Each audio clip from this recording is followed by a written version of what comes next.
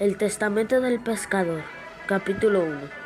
En este capítulo se trata sobre Marcos Junio, un veterano soldado de Roma y también era conocido como asiático. Él tenía un fiel compañero llamado Claudio. El emperador de Roma lo necesitaba para hablar sobre asuntos religiosos. Él no se dejaba de preguntar que cuál era su interés. Capítulo 2. En este capítulo habla sobre que Asiático estaba tratando de recopilar toda la información que se acordaba sobre lo que había preguntado el emperador. Para eso, él salió a la calle a pensar profundamente sobre la religión de Egipto. En este capítulo podemos ver cómo a Vitalis le pide que recupere toda la información sobre los seguidores de Cristo durante 2 días. Y él se queja mucho sobre el tan poco tiempo que le dieron, pero él pensó en a un señor de apellido Rocio, y él fue y le dijo que recupere, que si le puede ayudar a buscar toda esa información. Entonces Rocio se fue a buscar esa información. Mientras que Vitalis estaba esperando, él decidió beberse un vino itálico. Pero al rato llegó Rocio, con la información que Vitalis estaba esperando. Capítulo 4. En este capítulo podemos ver que el compañero de Vitalis le lleva una bolsa llena de información que decía acerca del fundador del cristiano. Y capítulo 5.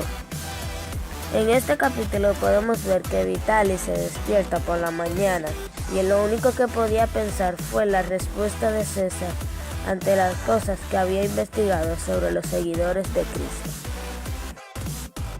Capítulo 6.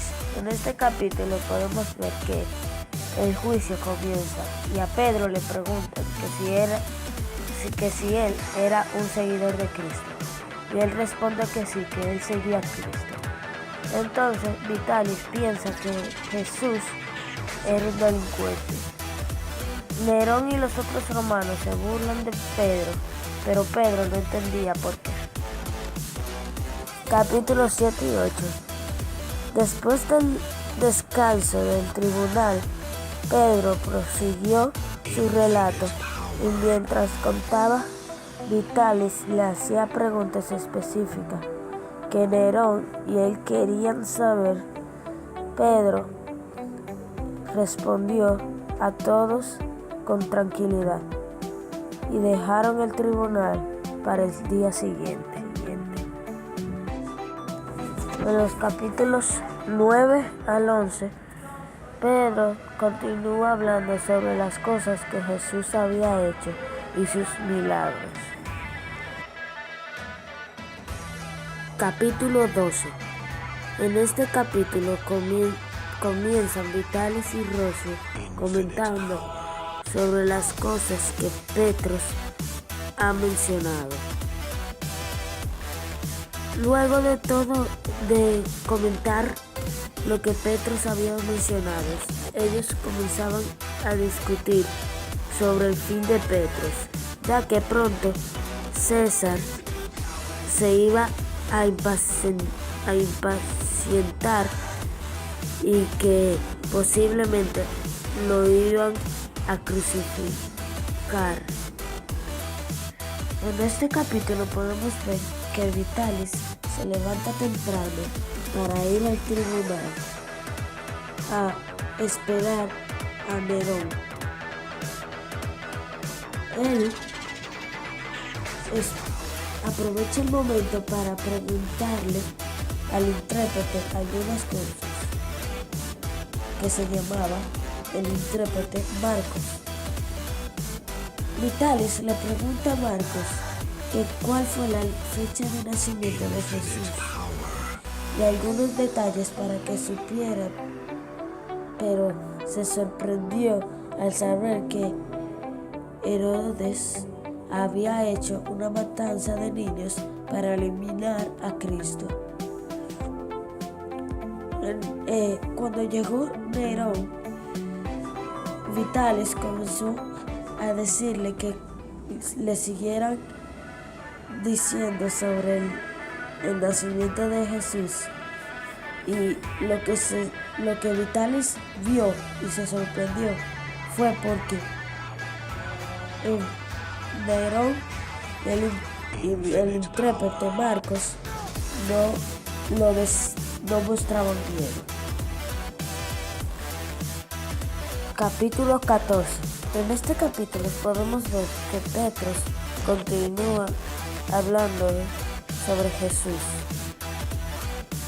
pero Petros menciona la pregunta que Jesús le hizo a los fariseos, que es: dad al César lo que es de César y a Dios lo que es de Dios.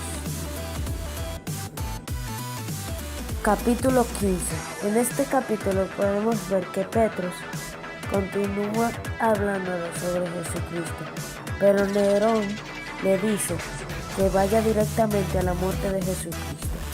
Entonces Petros comienza a orar sobre la muerte de Jesucristo. Capítulo 16. En este capítulo Petros habla sobre el relato del arresto de Jesucristo, diciendo que él lo seguía hasta llegar a la casa de los sacerdotes. Capítulo 17. En este capítulo se puede ver cómo Pedro se echa a llorar y cómo los hombres en el tribunal lo miran. Pedro se seca su mejilla y cuenta la crucifixión de Jesús. Capítulo 18. En este capítulo Pedro comienza a contar cuando Jesús se levanta entre los muertos, y que dos de los acompañantes de Jesús vieron a un ángel que le dijo que Jesús había resucitado. Capítulo 19.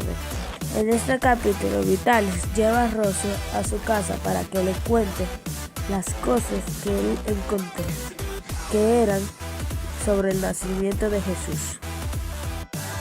Capítulo 20. En este capítulo comienza la conversación de Nerón y Vitalis. En ese momento Vitalis sentía que algo le decía que estaba en un momento delicado e importante. Capítulo 21.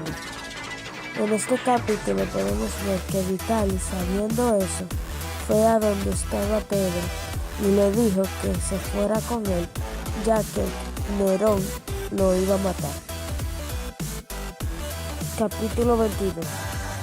Vitalis comenzó a leer la biografía de Pedro, y mientras leía se dio cuenta de que conocía algunos de los hechos y que no conocía algunos de los hechos.